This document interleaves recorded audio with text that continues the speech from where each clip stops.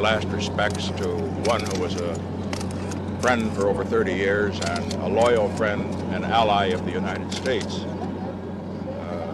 for that period of time.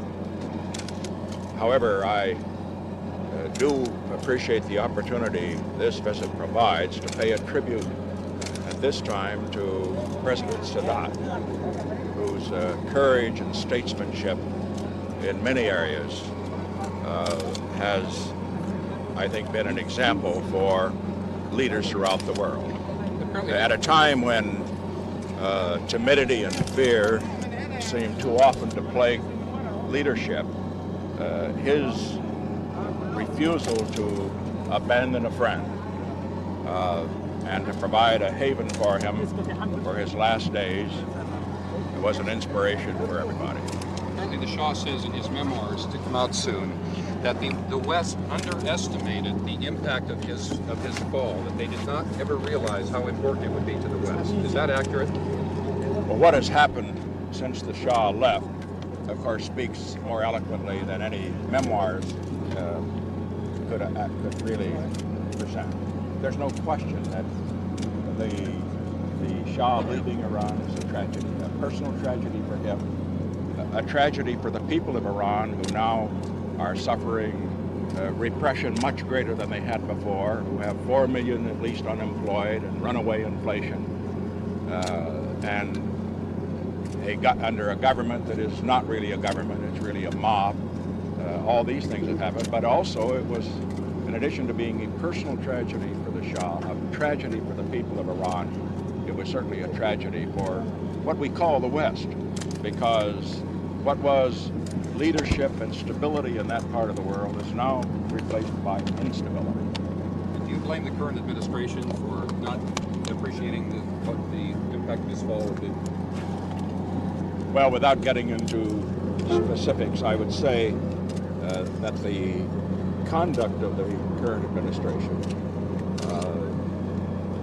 insofar as the handling of the Shah and Iran and so forth, I think it's opened a very serious question. I know it was difficult, and I am not questioning the motives of the administration. I'm sure they did not want the Shah to fall.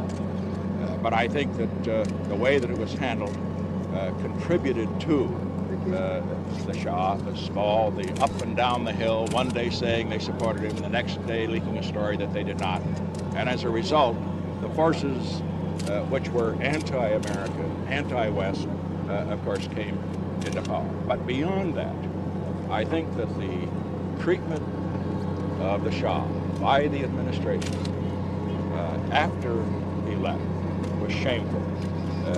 It is one of the black pages in American foreign policy history, and I think that President Sadat's guts in providing a home for the Shah for his last days at a time when the United States turned its back on one of its friends is an inspiration to us all. Thank you. Thank you very much. How do you see things becoming different as Mr. Reagan takes over as president? Well, I realize that many here would be interested in my evaluation of the campaign, and I do have some thoughts about that. Obviously, I was very impressed by Governor Reagan while he was governor of California, and when he went on foreign missions for the administration, several while I was president.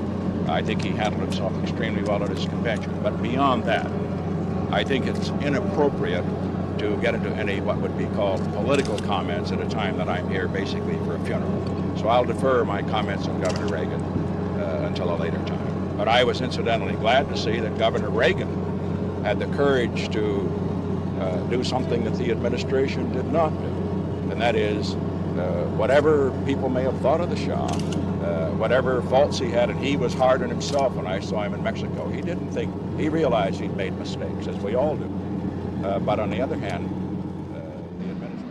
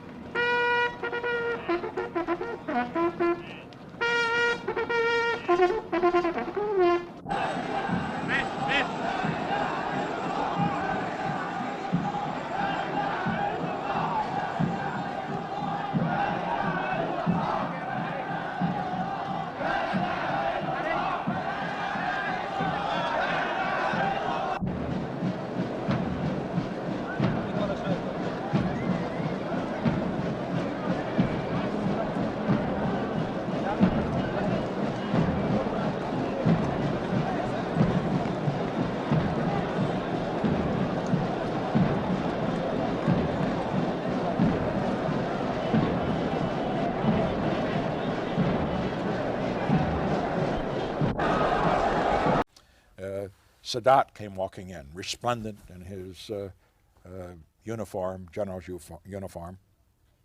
He saw me, his eyes lit up, and he walked over, held both hands out, and he said, "How good of you to come. How good of you to come." And I said, "Mr. President, it was very courageous of you to receive the Shah after virtually every other country did not grant him sanctuary." And he said, "Courageous, sir? It isn't courageous to stand up for a friend." And that loyalty went further than that even.